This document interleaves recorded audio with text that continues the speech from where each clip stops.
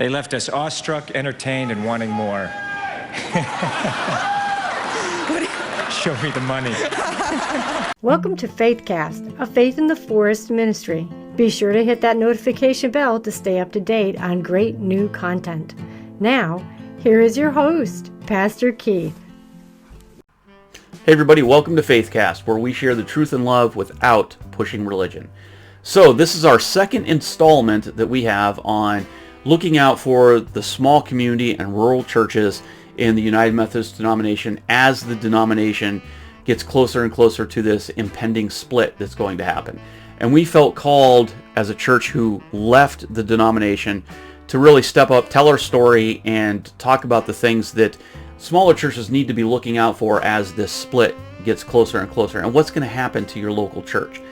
So, and this is neither good nor bad about the denomination. Everybody has their own opinions. Everybody has their own thoughts about the liberal and the conservative side of things. That's not where we're going with this. We're just talking the nuts and the bolts. If you'd like to hear our story, you didn't see the first video, I will include a link at the end of this video. And today we are going to talk about the apportionments. Maybe not the most important issue to talk about in the overall scheme of things, but because in our initial video, I sort of made fun of the apportionment. I kept calling it the franchise fee. I thought it was only fair, one, to show some respect to the denomination, give a little bit of an explanation of what the apportionment really is, give insights to those of you who maybe have no clue what happens to the money if you're at a Methodist church and you put it in the plate, like where does your dollar go? And three, and most importantly, like I just said, to look at things as they might unfold when this split happens, maybe not in terms of the overall denomination, but where does your little country church fit into the whole scheme? And are you going to get sort of left behind out of all of this? And here's some questions that you might want to ask and see where the insights really are. So that's all we're talking about today. So let's talk about the apportionment. Now, to do that, we need to start off with the overall giving that you do to your church, your tithes and your offerings. You take the offering at church, you put your money in the plate, and send it forward. And then you just pray that everybody's being good stewards and the money is supposed to be going where it's supposed to be going. Most people think that it's just at your church. It's the local church to pay all the bills, to pay your pastor, to do your outreach. Well, that amount that stays at the local church actually varies. In fact, one conference, at least in what I could find, they say it themselves in a little video. When you give to your local church, apportionments determine how that money is allocated. Let's say you gave $1. Did you know that approximately 88% stays in your local church? This was the North Carolina conference. 88% of each dollar stays with the local church, and then the other 12% is sent up as an apportionment. That's the amount that is sent to the higher levels of the denomination for various reasons. But not everybody, not every local church gets to keep 88% of each dollar and then send the rest up. In fact, if we look at the Wisconsin annual conference, their amount is 85%. So I tried to figure all of this out, and going to the Book of Discipline, this thing is not really much help. Honestly, this is one of the things that shows how the United Methodist Church is not really all that united. In fact, the conference that I used to serve, each conference in their annual report gives out, here's how we come up with the apportionment amount for each church. There was a neat little equation, had all these different variables, what each variable meant, and I struggled with some of them back then because I know like the one was the pastor's pay went into what the overall apportionment went. And I always thought, well, that wasn't really fair because the local church didn't get to set the pastor's pay. That was actually set at the district level. So I struggled that the equation was conceivably stacked. And I'm not saying that it was being dishonest. It was just a weird equation. However, in my recent research that I've done, I noticed that the conference that I used to serve, they've come up with a new thing. It's now based on the overall giving. You know, how much money is the church actually bringing in? Which is also going to be problematic moving forward because when they come up with the giving amounts, you got to remember it takes a while for paperwork to move forward. And this is one of the reasons I'm talking about that the death of some churches could be really sped up because of the pandemic. So right now, a lot of churches, their attendance has dropped dramatically. I've talked to a couple of United Methodist pastors around me. I'm still friends with a lot of them. They're great, men and women. And I know that attendance is way down and giving is way down. But the problem is that your apportionment amount, unless the conferences are doing something to address the attendance differential because of the pandemic, your apportionment is being set up based on your giving like 2 years ago. I mean, that's how long it takes for all the finance committees to move things forward. And I mean, let's face it, the denomination is a huge bureaucracy, and that's just the way it is. That's just a fact of life. So your apportionment that you're going to be trying to give in 2021 is going to be based on money that you were probably giving in 2019 when there were more people attending there. That could mean a lot for a small rural church where maybe 4 or 5 families are carrying the lion's share of the giving. And if 1 or 2 of those families have dropped off because of the pandemic, your giving is going to be dismal compared to what the conference actually thinks you have. And so, I mean, the calculations in some of the conferences, I'm just talking about now the conference where I was, where I know they're talking about the actual overall giving. Some conferences, if you look at the Northern Illinois Conference, oh my goodness, looking at this is like something from the IRS trying to figure out how much should each church be giving. And I want to bring this up because it's really important moving forward for the health of each individual church. Now, I've talked about the apportionment that goes forward, that 10 to 12% or 15% of your tithe that moves up to the next level. Where does it go? What is it used for? And each conference that I've researched will give a breakdown. Here's how much we give to each one. You have to understand what each category actually is. I'm not going to explain all of them. You're on your own. I will say there are 7 areas of apportionment overall, and then those 7 areas are broke down into little subcategories. It gets a little confusing. Out of the areas of apportionment, those 7 areas, I know 2 of them are actually directly related to administrative costs and salaries. And I bring that up because if you listen to my first video, and I was talking about how I sat with 2 churches who talked about leaving the denomination.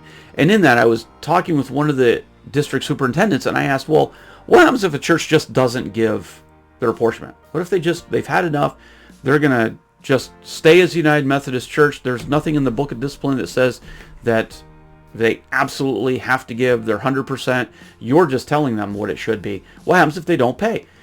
And essentially he said, well, eventually we just won't support them with a pastor. We'll just leave them on their own.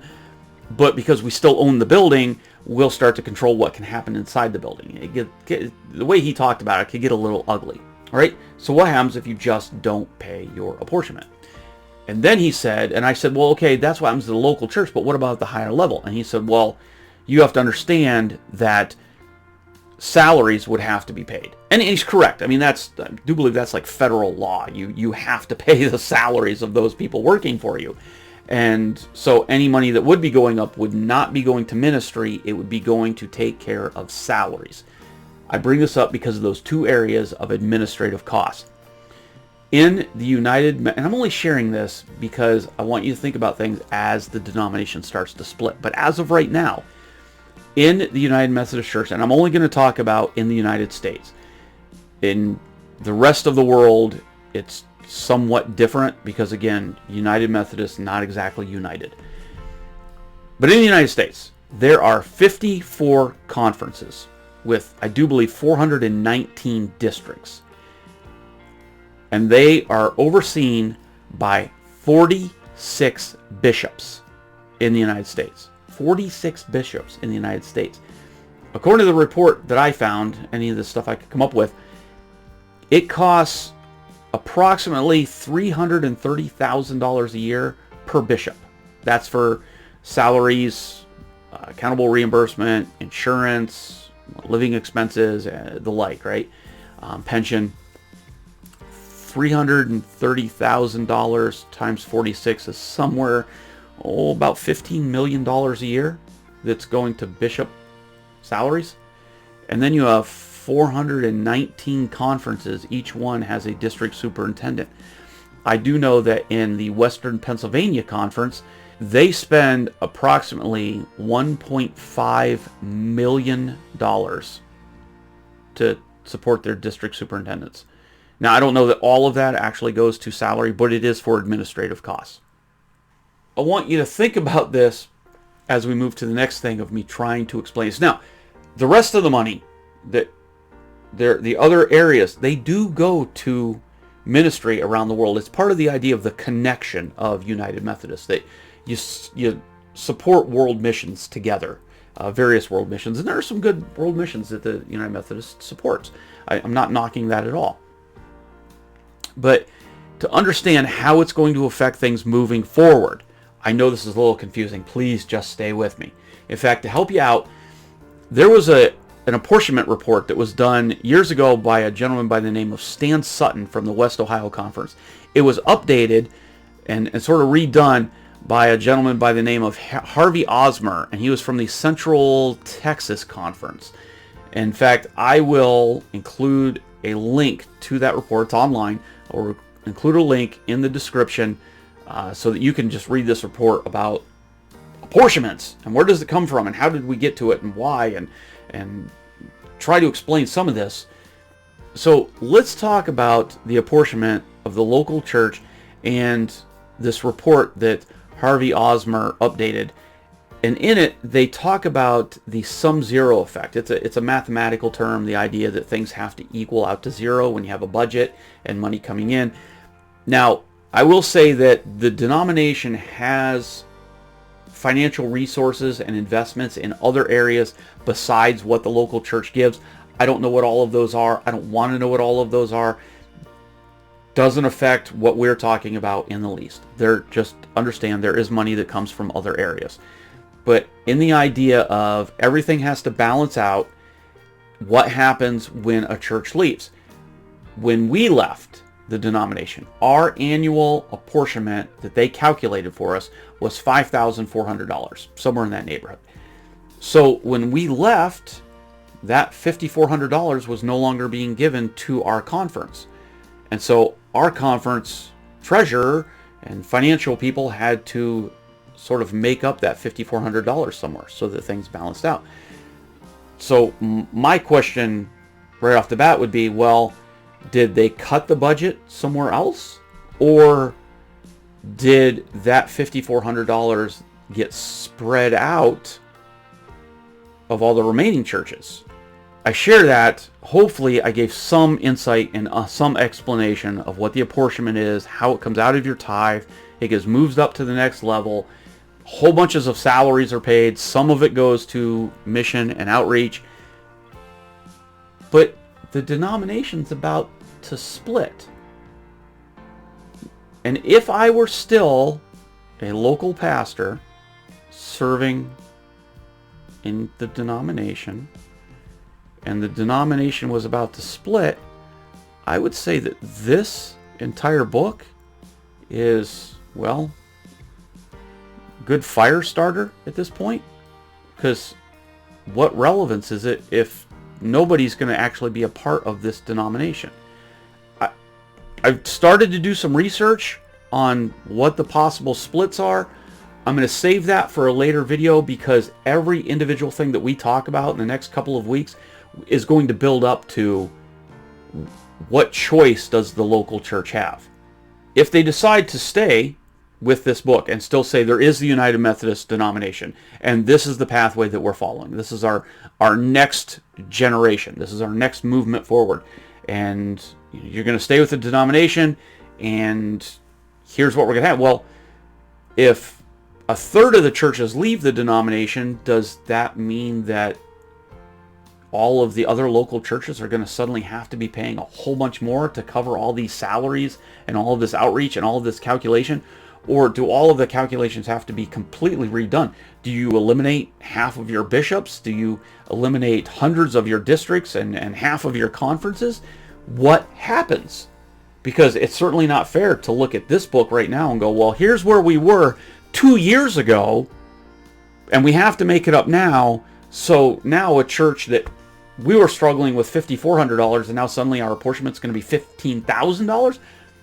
I don't believe that anybody in the denomination is going to be that silly. That some really intelligent people within the denomination, I'm sure they're going to come up with a better calculation and figuring it out. But who's going to figure it out, and how long is it going to take for them to figure it out? Because the biggest variable that nobody knows right now is who's going to split, not if it's going to split, but who is going to split from who. How many pastors are going to leave for one side or the other? Is there going to be just 2 new denominations? Is there going to be 3? Is there going to be 4? And most importantly, for these new denominations, essentially, that are starting, because you can't call them United Methodist, so whatever the Wesley Covenant Association, whatever these new denominations are going to be called, what is their structure? Are they just taking this book and going, well, we'll just keep all of this and just keep it in, and then you just split? There are so many variables that nobody can answer right now because you can't fill in the equation until it actually happens. They're going to come up with their, again, there's some really intelligent people in the denomination, and they're going to come up with their best estimate of what's going to happen. I know they're going to be proactive to trying to figure out what's going to happen. They have to, because at the end of the day, every single local church that gets frustrated with this could just sit there and go, well, we're not paying the apportionment. We're just not going to pay it. And honestly, if you look at what's happening in the UMC news right now, because everybody's upset about the split, there are certain areas of the United States that aren't really paying their apportionments. They're not paying their fair share to the higher level. And it could get exceedingly worse. Now, this is just talking about the money aspect of it. I really want to go a little bit deeper into what happens next. But to do that, we have to tie together the other variables, because not only is there a huge issue in what doctrine are you going to follow? Which are you going to follow, a conservative doctrine or a liberal doctrine as your church? Which doctrine is your pastor going to follow? And I think in one of the coming videos in the next couple 3 weeks, we're going to talk about that. What happens if there's a huge imbalance between the pastors that want to go one way and the churches that want to go another way? Because I have seen and I have served churches where, as the pastor, we're not on the same page with the congregation. So many questions that we need to look at moving forward. So this was just about the apportionment, just about the money. When a split happens, who are you paying and I'm going to say it, who are you going to pay your franchise fee to maintain somebody giving you a pastor and making sure that some money is going to world missions? And remember, and I'm not advocating this for anybody, it's the avenue we had to go because of financial reasons, but if this split becomes this ugly, if really what you want to do is just follow the Word of God and be obedient to serving the kingdom of God, do you need the denomination at all? Again, we're pretty healthy without the denomination. We could have been healthy with the denomination. But there's always that other option.